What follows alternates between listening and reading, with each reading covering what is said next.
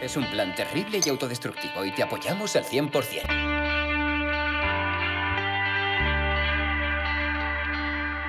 ¿Y te vas a dónde? ¿Yo qué podré hacer? Francamente, querida, eso no me importa. A la gente le parecen sexys un montón de cosas. Bailar, los músculos, el pelo rubio, el acento francés. Supongo que me respetarás, ¿eh, Teodoro? ¿Qué guarrado estás pensando, padre? Déjate. Un hombre en la cama siempre es un hombre en la cama, ¿eh? Así que a partir de ahora estoy al mando. Si llama para preguntarme qué llevo puesto, mucha almohadilla.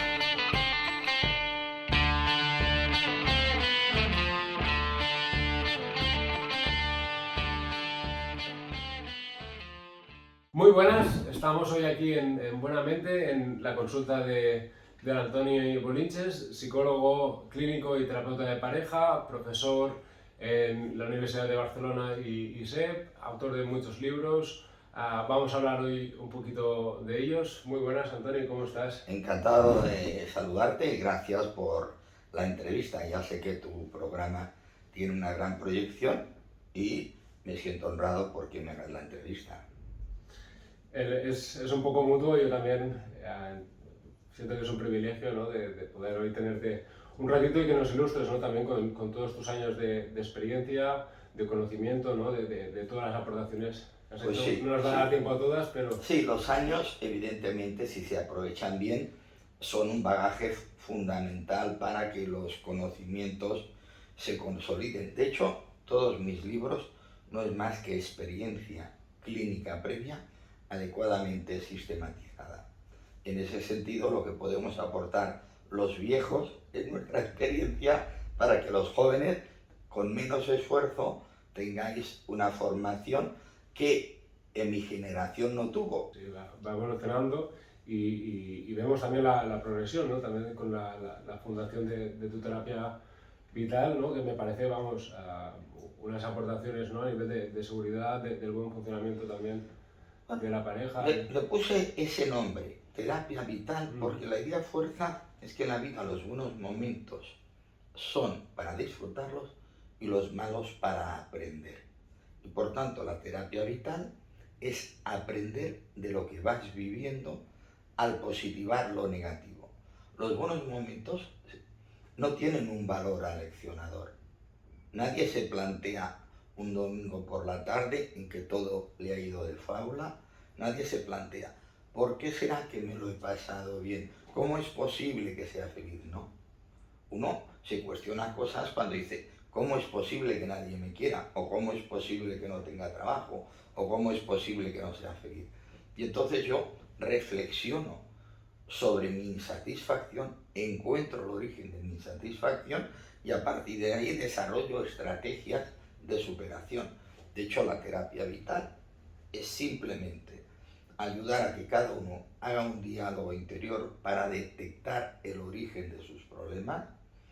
A partir de ahí decida lo que ha de hacer para superarlos o para llevarlos mejor, y gracias a la combinación del diálogo interior y las conductas de autoafirmación se produce implícitamente el tercer factor que nos permite mejorar como personas, que es el sufrimiento productivo. ¿Y qué es el sufrimiento productivo? Aquella manera de sufrir que por sufrir de esa manera dejas de sufrir porque aprendes de lo que sufres.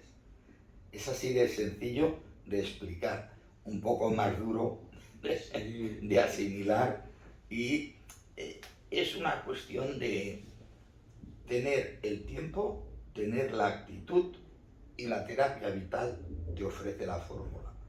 Todo problema es soluble por la vía de asimilar mejor que no se puede resolver, porque a veces asimilar que no se puede resolver te da la tranquilidad y la perspectiva para llevar mejor lo que no puede resolver. Pero ¿sabes qué ocurre, Robert? A veces cuando la persona acepta que no lo puede resolver y lo acepta superadoramente, o que lo lleva mejor, o que entonces le aparece la solución. Porque cuando tú estás muy agobiado por una situación o por un problema, no tienes la capacidad de distanciarte del problema, porque el problema está en ti. Cuando tú objetivas el problema y el problema está fuera de ti, tú ya no eres el problema, tú tienes un problema. Y ese problema que tienes fuera ya lo ves en perspectiva y entonces lo resuelves. Sí, muy interesante lo que comentas, Antonio, porque esa a veces es una de las mayores dificultades, ¿no? También que veo de ese aferramiento, ¿no? de ese coger distancia del problema para poder trabajar en él, ¿no? Y otra de las cosas que comentabas aquí, a veces la tendencia, ¿no? a evitar los problemas, ¿no? de buscar insaciablemente, ¿no? como esos momentos agradables y la necesidad de esos momentos también difíciles, ¿no? o de crisis, por ejemplo, pues yo, y ahí sí, nos podemos sí. crecer, ¿no? Tú como representante de tu generación, yo creo que estás reflejando uno de los grandes problemas de nuestro tiempo. La búsqueda de la felicidad y la evitación de los problemas. Pero cuando uno evita el problema, no lo resuelve. Los jóvenes actualmente tienen poca resistencia a la frustración. Han sido educados en un modelo en el que hemos procurado dárselo todo. Y entonces si uno lo tiene todo, entonces no aprende a resistir tentaciones porque está demasiado sensible a la frustración. El otro día, en un supermercado, vi a un niño que tendría 2 o 3 años y que iba a coger una cosa de las estanterías.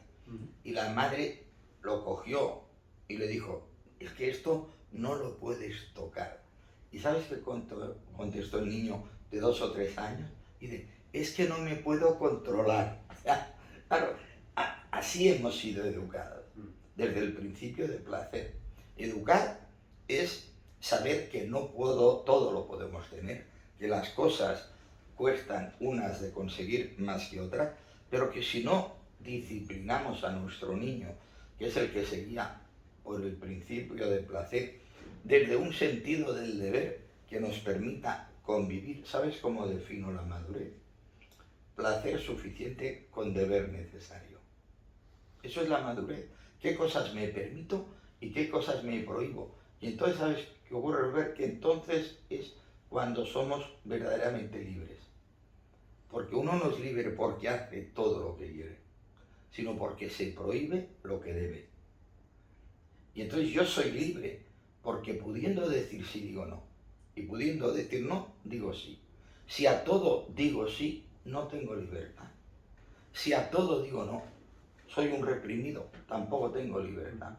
Repito, madurez, placer suficiente con deber necesario. Sí, me parece una de las claves, ¿no? Ese equilibrio entre deber y placer, y me parece que lo ejemplifica súper bien, ¿no? Estas claves, ¿no? que tú planteas desde el sistema PAN, también basado, ¿no? un poco en Eric Fromm y el análisis transaccional. Sí, el modelo de padre, adulto... Exacto, porque es lo que explica mejor. Yo en mi primer libro, El cambio psicológico, utilizaba la segunda tópica freudiana, pero entonces la persona ha de entender lo que significa el superyo, el yo y el ello. Y ha de traducir, el superyo es la norma externa, el ello es mi parte instintiva, el yo es el mediador. La persona no podía deducir de la nomenclatura lo que simbolizaba cada una de las 3 partes del aparato psíquico. En cambio, el sistema PAN, y como acrónimo de padre, adulto, niño, los propios niños ya lo entienden. Yo he utilizado el sistema PAN con niños a partir de los 10 años, aunque evidentemente es un sistema adecuado para adultos, pero ya lo entienden. Tú le preguntas a un niño, mira, todos tenemos a nivel psicológico un padre, un adulto y un niño. ¿Qué parte crees tú que es la que quiere hacer lo que le da la gana? Y todo el mundo te contesta, el niño. ¿Y quién te lo prohíbe? El padre. Vale. ¿Y cómo arreglas eso? Con el adulto. El adulto habla con el niño, habla con el padre y decide lo que conviene hacer. Claro, si tienes un niño muy grande, el adulto y el padre no tienen fuerza para controlarlo. Si tienes un padre muy grande, el niño siempre estará frustrado. Por eso madurar es que el adulto tenga la fuerza y la dimensión suficiente para hacer que el niño haga demandas que no le perjudiquen, ¿ya? Tenga un niño educado y el padre sea dialogante. Porque al padre hay que decir, oye, ¿eso por qué está prohibido? ¿Hasta qué punto ha de estar prohibido? Ese apriorismo de que eso es incorrecto, ¿me lo creo o no me lo creo? Y eso es el diálogo interior. Por ejemplo, vuestra generación a nivel sexual es mucho más libre y liberal que mi generación. En mi generación la sexualidad era un gran tabú y la masturbación, por decir, el primer modelo de satisfacción primario que tienen los humanos, en aquella época era un pecado. Por tanto, las personas que se masturbaban tenían sentimiento de culpa. Se masturbaban, pero estaba prohibido, era pecado. Hoy en día, difícilmente alguien se siente culpable de masturbarse. Pero esto aplicémoslo a cualquier ámbito. Por suerte, hay cosas que son universales y que todos aceptamos. Por ejemplo, sabemos que matar y robar no nos lo podemos permitir, porque para vivir en sociedad, si todos robamos y matamos, pues esto sería la ley de la selva. Por tanto, evidentemente hay unas cosas que nos prohibimos a nosotros mismos porque consideramos que si nos las permitimos perjudican a todos los demás, pero es que también nos perjudican a nosotros. Cuando yo hice el servicio militar, era muy frecuente que cuando a un soldado le robaban una toalla, ¿sabes qué hacía ese soldado? Robaba otra. Con lo cual se producía una cadena de robos. Bueno, cuando a mí me robaron una toalla, ¿qué hice? No robar ninguna y corté la cadena de robos. Me quedé sin la toalla, pero no generé una dinámica negativa. Como cadena de favores, pero exactamente, ¿no? Exactamente. Nosotros podemos contribuir a mejorar el comportamiento social por la vía de decir, bueno, todo el mundo lo hace, pero aunque todo el mundo lo haga, ¿es correcto hacerlo? Eso nos llevaría al imperativo categórico de la moral kantiana. Si lo recuerda, que decía Kant, actúa de manera tal que aquella pauta de comportamiento pueda servir de referente al comportamiento universal. Por tanto, lo que no te guste para ti, que no te guste para nadie. Si esto que yo hago lo hiciera todo el mundo estaría mejor. Sí, pues puedo hacerlo. Si esto que hago lo hiciera todo el mundo estaría peor. Sí, pues no puedo hacerlo. Pero es que esto lo deberíamos hacer en todos los ámbitos de la vida, con las amistades, con los trabajos. Mira, esto que hago, ¿le gusta a mi niño? Sí. ¿Mi padre está de acuerdo? Sí. ¿Mi adulto se siente realizado? Estupendo. ¿Que no es así? Mi niño me dice que sí, mi padre me dice que no, lo he de resolver. Pero apliquemos esto a la pareja, que tú sabes que es uno de mis ámbitos de intervención. Claro, ¿cómo debería ser la pareja ideal, Robert? Primero, los niños de las partes deberían gustarse y deberían disfrutar de manera lúdica y sexual. Los adultos deberían sintonizar en categorías morales, proyecto de vida, valores, principios básicos de convivencia. Y como consecuencia de esto, los padres deberían recomendarse recíprocamente. Pero apliquémoslo al trabajo. ¿Qué suerte tenemos tú y yo? Que hacemos lo que nos gusta. Luego, ¿nuestro niño le gusta ser psicólogo? Sí. ¿Nuestro adulto considera que hace una cosa buena para los demás? Sí. Por tanto, ¿nuestro padre está contento de que nos dediquemos a la psicología? Sí. Aplícalo a los amigos, al trabajo, al amor. Aplícalo a todo.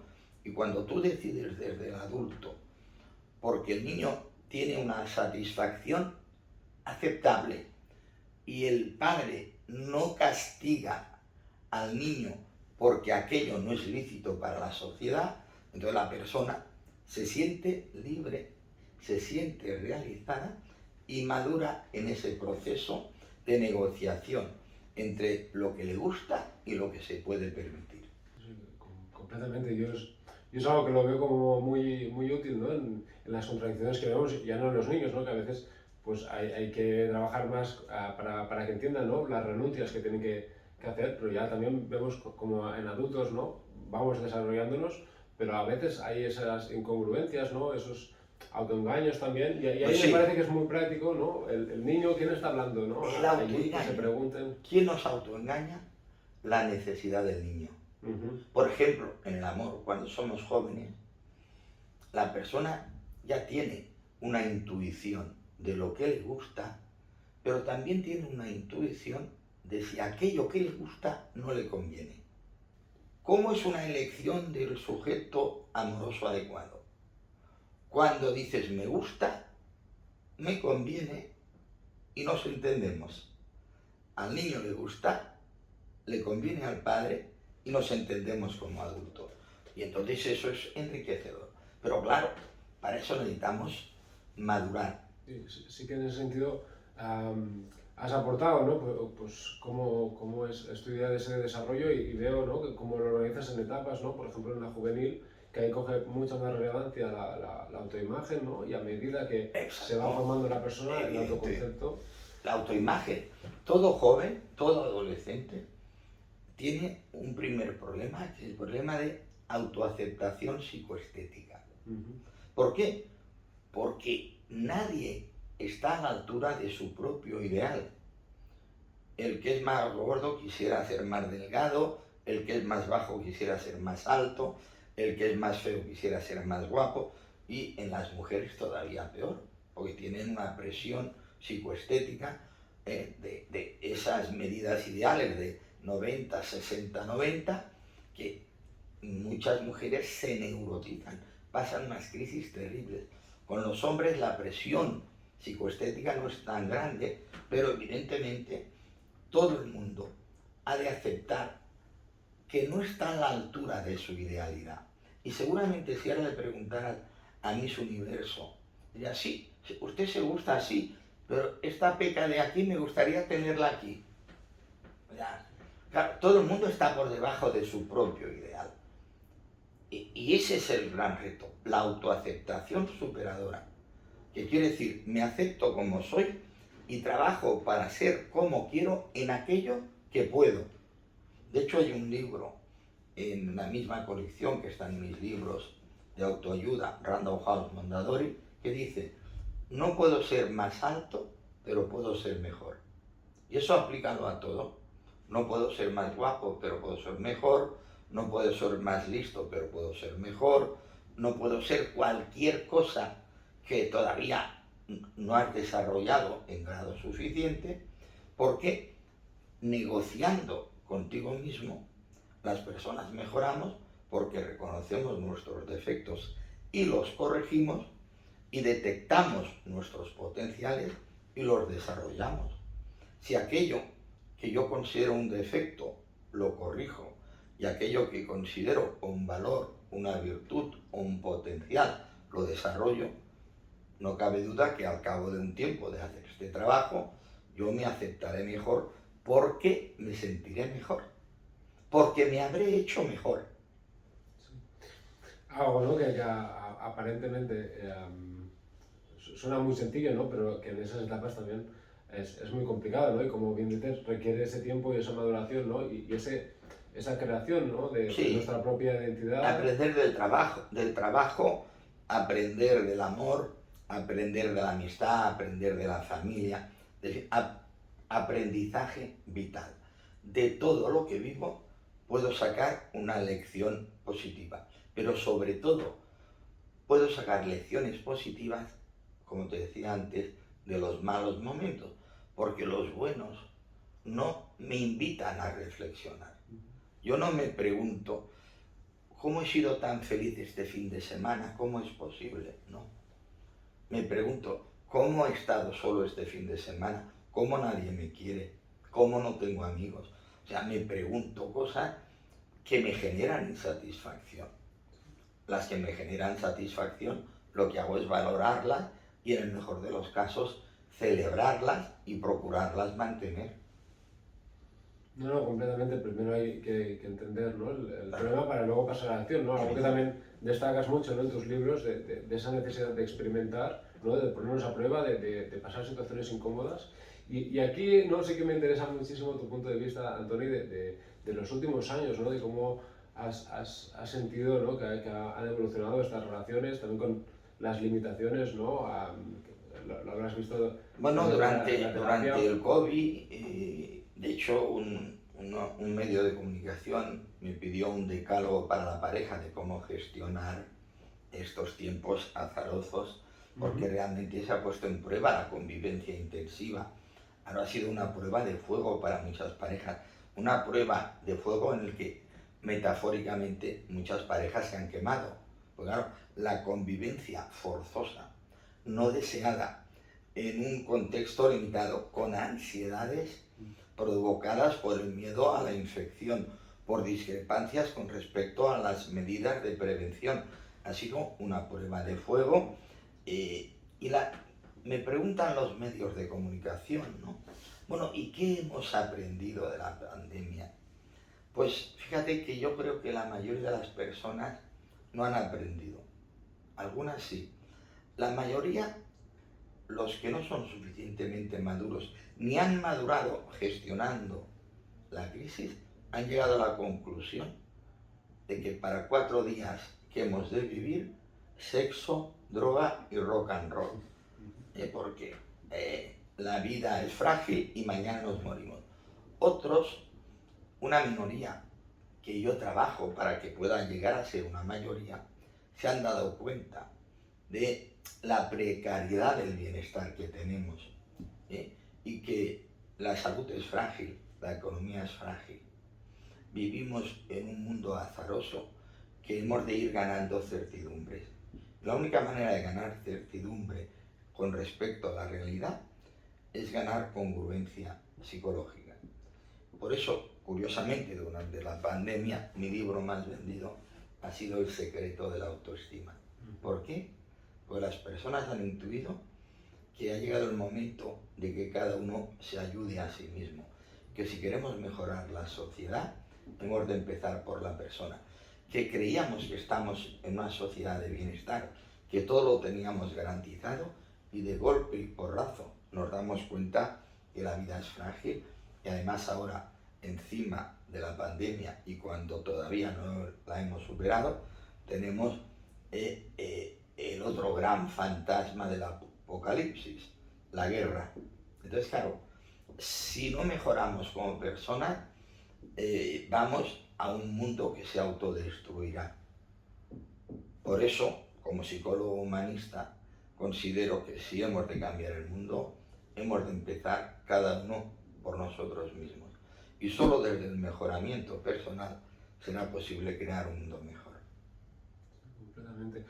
Dentro de todo lo malo, ¿no? Es una de las cosas que he visto positivas, como cómo ha llevado, ¿no?, a las personas a esa parada obligatoria, digamos, y a estar solos consigo mismos, ¿no? Algo que a veces es tan evitado y tan necesario, ¿no? También para eso, a partir de ese amor propio, ¿no?, de fomentar ese desarrollo personal, de poder enriquecer también a los demás, ¿no? Ya sabes que a mí me gustan mucho los aforismos, y hay uno, de hecho acabo de sacar un libro que son 1000 citas que invitan a pensar, y en una de ellas digo que si cuando estás solo te encuentras solo, entonces es que estás en mala compañía. Correcto. La primera compañía que ha de ser buena para nosotros es la propia.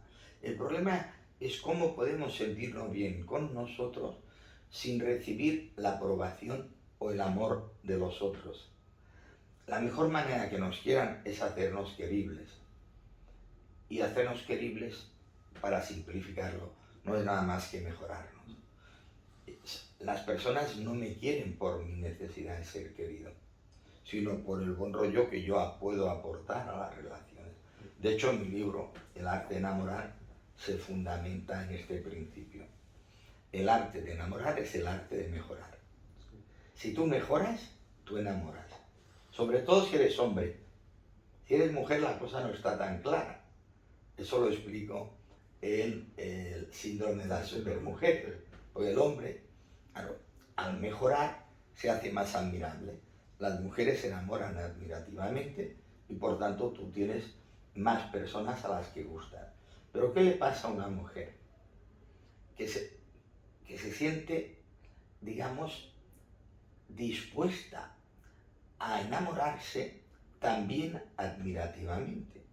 Pero que si la mujer ha mejorado mucho, le es difícil encontrar hombres admirables. Y entonces, paradójicamente, donde los hombres encontramos un premio a nuestro mejoramiento, las mujeres encuentran una dificultad. Eso es otro de los temas que hemos de corregir. Los hombres, evidentemente, hemos de ponernos las pilas sin que se nos fundan los plomos, aceptar relaciones más simétricas, y las mujeres han de entender y esperar un poco el cambio masculino que ya se está produciendo, pero hemos de tener en cuenta que llevamos 500.000 de años de una civilización sexista masculina y solo llevamos 50 años de la revolución femenina que ya no acepta estar subordinada al hombre. Entonces, ¿qué propongo yo? Por relacionarnos más de la condición de persona hombre y persona mujer.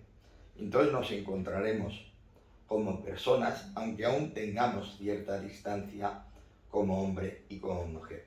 Pero eso solo es posible, y volvemos a lo mismo, a través del mejoramiento personal y del equilibrio psicológico. Muy interesante lo que comenta Antoni. Sí que en ese sentido es eso, me doy cuenta, ¿no?, de que aún falta muchísimo camino por recorrer, pero que ya es algo que se tiene mucho más en cuenta, ¿no?, y que hay ese trabajo por esa simetría, ¿no?, tan necesaria. Y ahí, en ese sentido, también me interesa muchísimo cómo ves tú cómo están evolucionando, ¿no?, algún tipo de relaciones, por ejemplo las abiertas, ¿no?, que cada vez tengo la sensación que son más frecuentes, ¿no? Sí, bueno, por eso ahora se habla del amor líquido, del poliamor. Sí. De esa renuncia también, de ese amor posesivo, ¿no? Sí. Tú eres de mi propiedad. A ver, evidentemente, ya decía Shakespeare que los celos son un monstruo que lo devora todo. Y los celos están relacionados con el propio sentimiento de inseguridad y de inferioridad. También es cierto que es porque la persona es significativa para ti. Claro, si no quieres, no hay celos. Pero si quieres, hay celos. La otra cosa es que los celos sean proporcionados o desproporcionados y que tu reacción sea adaptativa o sea neurótica. Las personas maduras tienen celos, sí, pero menos y los gestionan mejor. Y entonces, si tú ves a tu novia con otro hombre en la cama y eres maduro, no matas a ninguno de los dos. Dices, oye, pues luego hablaremos. Y lo resuelves adaptativamente. Si estás muy neurótico, pues matas al amante, matas a tu mujer y a lo mejor encima te suicidas tú. Y si eres muy liberal, a lo mejor te pones en la cama con los dos. Por tanto, cada uno habla de la feria según le va. Lo adaptativo, puesto que lo único que ha funcionado hasta ahora es la pareja. ¿Ya? Se han intentado otros modelos de armonizar el núcleo básico de la sociedad, las comunas, la pareja abierta. Siguiendo un poco la evolución de una pareja abierta, a los 5 años, la pareja o se cierra o se rompe. O sea que la pareja es el modelo menos malo de constituir un modelo social fundamentado en la preservación de la familia. Porque claro, el otro problema es que como las parejas ahora no duran indefinidamente, yo he tenido casos ya de hombres que se encuentran con 60 o 70 años que han tenido 3 parejas y de los 3 parejas han tenido hijos y a los 60 o 70 años no tienen relación ni con los hijos ni con las parejas. Y entonces dicen, algo habré hecho mal. Pues seguramente algo has hecho mal. ¿Por qué? porque es cierto que vamos hacia un modelo de pareja monogámica sucesiva, que las parejas no durarán toda la vida, pero lo que sí deberíamos tener es mucha conciencia de la importancia de la procreación y la educación de los hijos. Por tanto, el tema es cómo gestionamos la paternidad y la maternidad. Vamos hacia un modelo de pareja monogámica sucesiva. Los jóvenes tendréis varias parejas, digamos, convivenciales durante vuestra vida, pero deberíais pensar bien con cuántas de vuestras parejas queréis tener hijos. No, claro, aquí ya comentas otro tema evidentemente importante y que marcará, ¿no? La responsabilidad. La importancia de claro, que está ahí presente. Hay muchos hombres que el criterio para tener hijos es que la mujer lo pida. Porque como ellos luego se despreocupan, ¿no? Hay una paternidad responsable, hay una maternidad responsable. Por suerte, la mayoría de las mujeres son responsables de su condición de madres. Seguramente porque, como te decía, el instinto maternal y la vivencia gestante hace que se responsabilicen, no solo porque los quieren, sino porque saben que han de proteger y educar a sus hijos. Los hombres, al ser más promiscuos y menos responsables, les es mucho más fácil el desapego y el desprendimiento de sus responsabilidades como padres. Sí. Algo que he escuchado bastante también en personas, por ejemplo, que prueban como esta modalidad, digamos, de relación abierta, que como dices, muchas veces veo, ¿no? con el tiempo cómo pasan a cerrada o se rompe la relación. También tenía esa duda, ¿no? de si hasta cuándo se podía aguantar, ¿no? O un poco esas normas a veces tan interesantes que se establecen. A los 4 o 5 años, yo haciendo un seguimiento, desde que escribí Sexo Sabio, he tenido muchas parejas que han venido a hablar sobre sus fantasías, sobre el enriquecimiento de la sexualidad, sobre cómo romper la rutina, y algunas de ellas han intentado hacerlo a través de un sexo más liberal, y eso me ha permitido pues hacer este seguimiento. Y por eso te digo que a los 4 o 5 años, el 5%, que solo hay un 5% de parejas abiertas, entendiendo por pareja abierta la convivencial. Otra cosa es que tú no convivas con tu novia y tengas 2 novias más, sin comentarlo o sin hablarlo. No. Entendemos por pareja abierta que tú vives con tu pareja y además tienes relaciones con otras mujeres o con otros hombres. Bueno, entonces, haciendo un seguimiento, repito, entre 4 y 5 años después, o lo has cerrado porque tú te has dado cuenta que es peligroso, o porque tu mujer te dice, oye, ya me he cansado de que seamos pareja abierta, a mí esto lo probé más por ti que por mí. Pues claro, las únicas parejas abiertas que funcionan son las simétricas, cuando los dos se permiten la libertad. Porque claro, cuando solo se permite la libertad uno, eso no es una pareja abierta.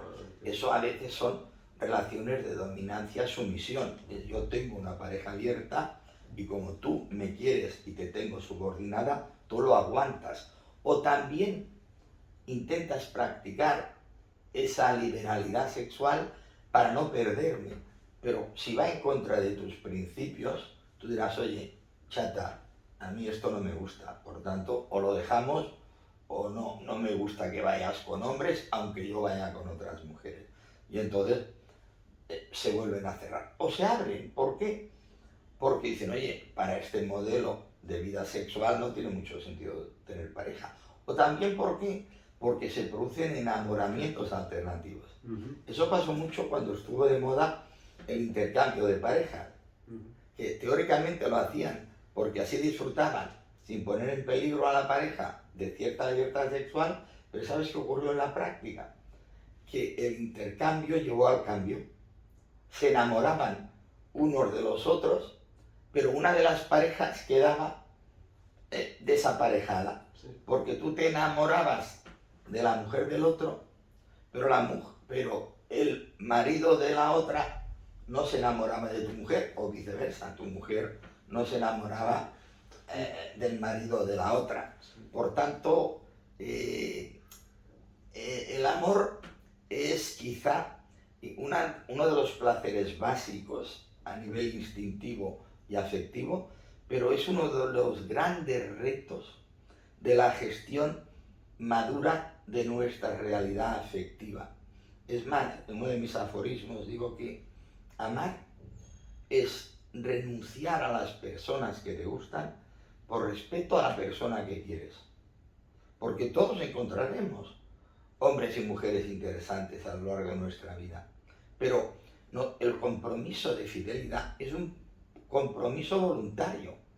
Y luego la persona que se compromete a ser fiel tiene dos motivos para ser fiel. El compromiso que ha adquirido voluntariamente y el hecho de que evidentemente en justa reciprocidad ha de actuar de manera fiel porque espera que su pareja también le sea fiel a él.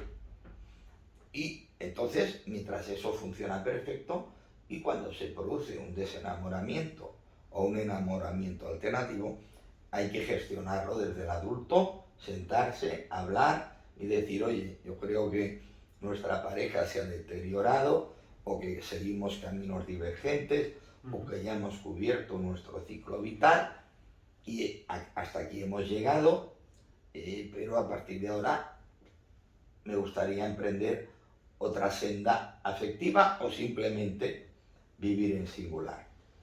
Es cierto que cuanto más maduros somos, más éxito tenemos en el amor, pero también mejor podemos gestionar las fases de soledad. Por eso suelo decir que la mejor manera de enamorar es no intentarlo. Pero cuando tú estás bien contigo mismo y vas relajado por la vida, entonces cuando te conviertes en una persona atractiva. Bueno, se me juntan como muchas cosas a comentar, Antoni. Voy a intentar quedarme con algunas. Completamente que veo, ¿no?, que uno de los principales miedos, ¿no?, son esos enamoramientos alternativos y lo difícil que es gestionar y lo maduras que tienen que ser también las personas, ¿no?, para ir en algo, ¿no?, que ya no se entiende como obligatorio, ¿no?, esa exclusividad, por ejemplo, a nivel de relaciones sexuales, ¿no? Ahí viene el problema cuando sí. Se van generando, ¿no?, a ver, sexualmente, y ese es el gran, digamos, la gran incógnita y el gran reto. Como sujeto erótico, el sujeto más deseable siempre es el próximo, porque hay una habituación al sujeto erótico. Por eso la fase pasional en la pareja estable, lo explico en Sexo Sabio, dura 2-3 años. Entonces entra en una sexualidad homeostática, de regulación de la libido, que la orientas hacia el sujeto amoroso, porque estás bien con esa persona. Pero claro, desde un punto de vista de la novedad, al niño lo que le gusta es esta otra persona, aquella otra o la de más allá. Y ese es el gran reto, repito, por respeto a la persona que quieres, privarte de comportamientos de infidelidad, puesto que a ti tampoco te gustaría que tu pareja te fuera infiel. Y por tanto, aplicando el principio categórico de la moral kantiana, volvemos a lo mismo, yo no te puedo hacer a ti aquello que no me gustaría que tú me hicieras a mí. Claro, lo que veo aquí a veces, ¿no?, que se intenta es eso. Primero que escucho personas que dicen, ¿no?, como que no ser, ¿no?, no estar preparado, por ejemplo, no ser el tipo de persona, ¿no?, para tener esas relaciones monógamas, digamos, tradicionales, y luego eso, ¿no?, de ese intento de llevarlo bien, ¿no? No, por eso. Y de distinguir esos celos, digamos, no, desadaptativos. En congruencia con esto, pues por eso cada vez nos casamos a edades más tardías, porque en mi generación evidentemente se llegaba al sexo a través del matrimonio. Hoy actualmente ten en cuenta que la edad de iniciación sexual al coito está alrededor de los 15 años. Por tanto, toda persona que se case a partir de los 20 años, ya ha tenido experiencias sexuales previas con otras personas. Y ahora, curiosamente, el proceso es inverso. Ahora se llega al amor a través del sexo. Como hay más libertad sexual, primero tienes sexo. Si hay buen sexo, sigue saliendo y entonces ves si hay caracteres suficientemente compatibles. Si hay caracteres suficientemente compatibles, sigue saliendo y entonces ves si la escala de valores es similar. Cuando se dan las tres cosas y los dos están dispuestos y disponibles, pues ya, pues podríamos vivir juntos, ¿vale? ¿Cuándo? A los 30 o los 40 años. Antes de eso, muchas personas dicen, sí, oye, me gusta esta persona y me siento bien y me entiendo bien, pero quiero vivir la vida. Todavía están en fase de experimentación.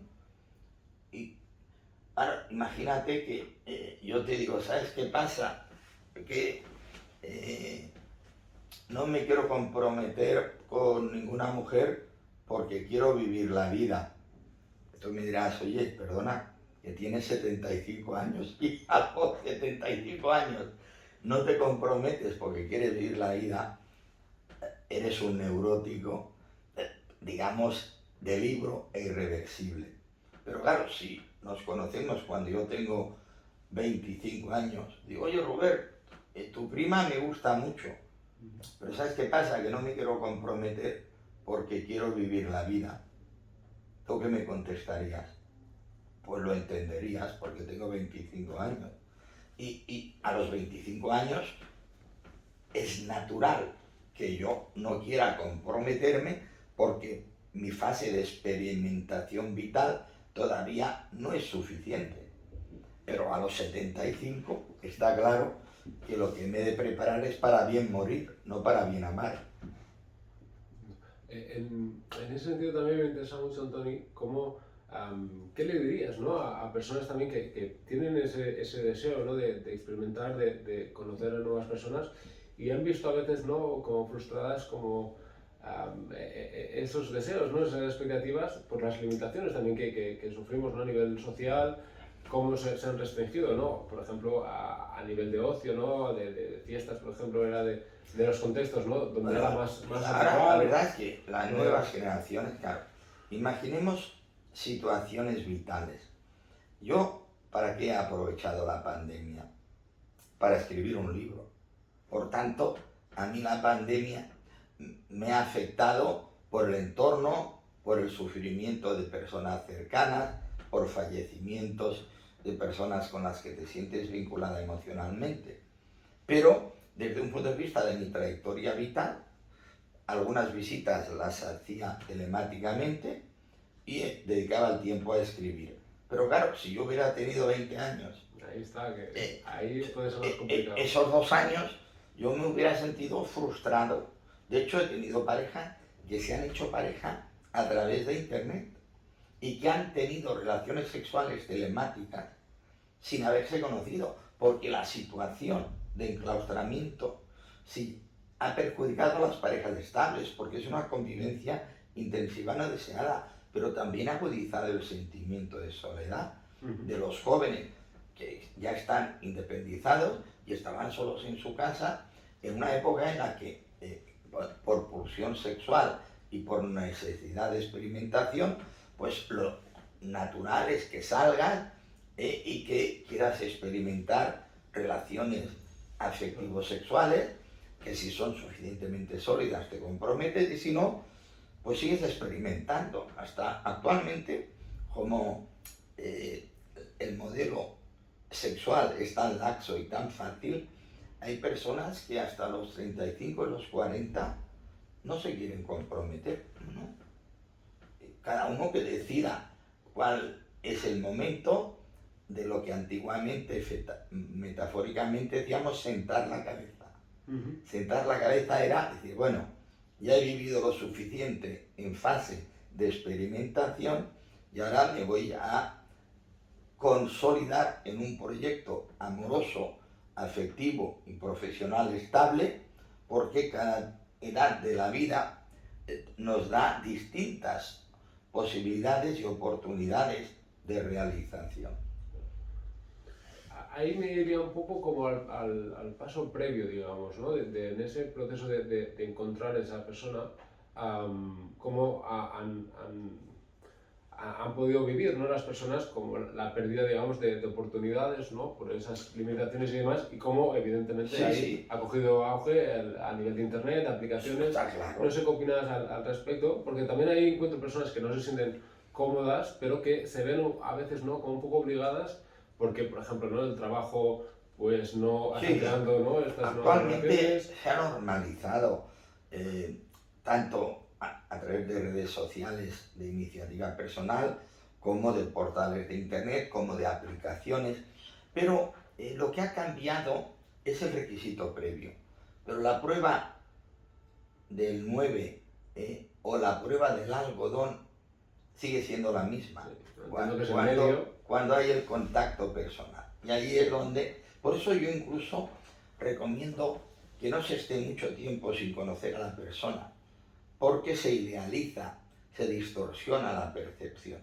Si tú contactas por cualquier medio telemático, portales, aplicaciones, o ahora cada vez hay más, no vamos a hacer publicidad de ninguno, pero cada vez hay más portales y aplicaciones para encontrar relaciones afectivas o sexuales o afectivos sexuales. Bien, la prueba sigue siendo la misma, has de quedar. Y ahí es la prueba de la verdad. ¿Cómo me siento yo con el otro? Me gusta y me siento cómodo. Entonces siguen. Me gusta pero no me siento cómodo. No siguen. Me siento cómodo pero no me gusta. Tampoco siguen. Sí, lo que ahí también veo, ¿no? A veces cómo se vive diferente, ¿no? Ese rechazo aparentemente no es tan directo, ¿no? Y no te implica pasar por una situación de incomodidad o de vergüenza incluso, ¿no? La cosa es que ahí no tenemos que olvidar, ¿no? En las diferentes plataformas, como a veces el número, por ejemplo, de hombres es el doble de las mujeres, ¿no? Y cómo hay ese deseo, pero esa falta a veces, ¿no? de sintonía suficiente. Sí, no sé cómo describirlo. A ver, digamos, como el hombre es más promiscuo, en muchos casos el criterio para decir que sea una relación es que esa persona le guste. En cambio, la mujer, además de gustarle físicamente, se ha de encontrar cómoda relacionalmente o ver que esa relación le genera un cierto interés. Y ahí, si me permite, Antonio, un poco la dificultad está en que sea en un chat, ¿no? Con una persona que aún no conoces de nada, que no tienes ninguna referencia. Evidente. De cómo, ¿no? Ahí distingues de quedar con esta persona o con esa otra, ¿no? Que decías que sería bueno que no pasara mucho tiempo, pero a la vez veo, ¿no? Que a veces es necesario para verse, ¿no? Con un poco de fiabilidad, por así decirlo. Yo recomiendo que en 2 o 3 conversaciones se ha de consolidar el deseo de conocer a la persona. Alargarlo más es distorsionar, porque genera una idealización que luego no se va a correlacionar con la realidad. Y repito, cuando antes pasemos la prueba de fuego, que simplemente tomar un café, es más, es muy sencillo. A la hora dices, oye, pues mira, uy, qué tarde se ha hecho, mira que me están esperando, vale, ya nos llamaremos, vale, pues ya nos llamaremos, vale, pues me llamas tú, no, me llamas tú. Bueno, ya saben que ninguno de los dos va a llamar. Oye, qué bien me lo he pasado, ¿qué tienes que hacer? No, yo nada, yo tampoco. ¿Quieres que vayamos a cenar? Vale, eso ya empieza a funcionar. A partir de ahí, en la cena, primero, pues me voy, que mañana tengo que ir a misa. Uy, ¿tú vas a misa? Pues yo no voy a misa, yo soy ateo. Pues tendrías que ir a misa. Pues yo no voy a misa. Bueno, ya estamos viendo si hay coincidencia de valores e intereses. Y a partir de ahí, cuando se da sintonía suficiente, eso se va consolidando.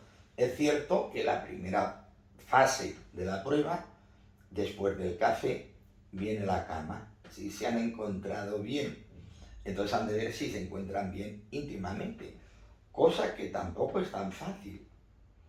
En Sexo Sabio hablo de los 4 referentes que posibilitan un buen acoplamiento sexual, la iniciativa, la frecuencia, los rituales y la resolución.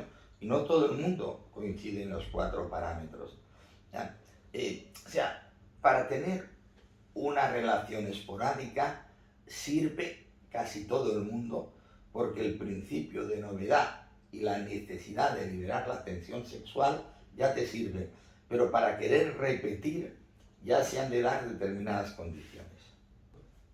Robert, en definitiva, de lo que vas viviendo vas aprendiendo, y si aprendes de lo que vives, estás en mejores condiciones de que te funcione la pareja, te funcione el trabajo, te funcione la amistad y te funcione la vida. Y entonces es cuando hace cierto el aforismo de Confucio que dice que solo puede ser feliz siempre el que sabe ser feliz con todo.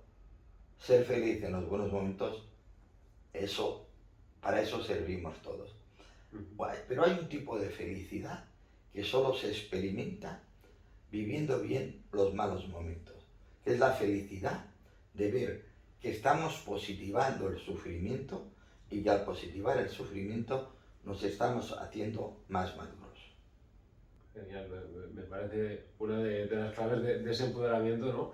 Ha sido muy interesante, estoy muy agradecido a Antoni por Gracias esta a ti oportunidad. por hacerme la entrevista. Ha sido complicado, ¿no? De todas las cosas, todas las aportaciones que has ido haciendo, ¿no? Sí que hemos hablado de diferentes libros que me gustaría también recomendar, porque puestos, ¿no? a ese aprendizaje, ¿no? y a esa gestión de Pues momentos gracias por hacerlo, complicados. evidentemente. Hemos hablado un poco, ¿no? del libro de Antoni, de Sexo Sabio, el de 10.000 citas que invitan a pensar, que 10.000 también podrías hacer sin ningún problema, ¿eh? He llegado a recopilar 60.000. Sí, es que sé lo mucho que te gusta. Pues, pero esto es la creme de la creme. Las 1000 son buenas y no solo ayudan a pensar, que si tú seleccionas aquellas que a ti te motivan, te sirve de ejercicio de autoayuda. No, pues así esperamos que sea, ¿no? Para muchas personas. También algo que recomiendo muchísimo, el cambio psicológico, uno de los que más me ha gustado. El nuevo arte de amar. Con este me quedaría un poco también, ¿no? El secreto de la autoestima, que justo ahora ahora es el que tiene más éxito, sí. Y lo interpreto como te he dicho, porque las personas esperan y confían más en sí mismas y se han dado cuenta que nadie puede ayudarte más que activar tu propia capacidad de autoayuda. Pues con este mensaje yo creo que nos podríamos quedar a Antoni. Pues gracias por tu Muchas atención. gracias. Y otro día hablamos de otros. Sí, que habrá otras ocasiones. Muchas gracias. Hasta otro día. Hasta pronto.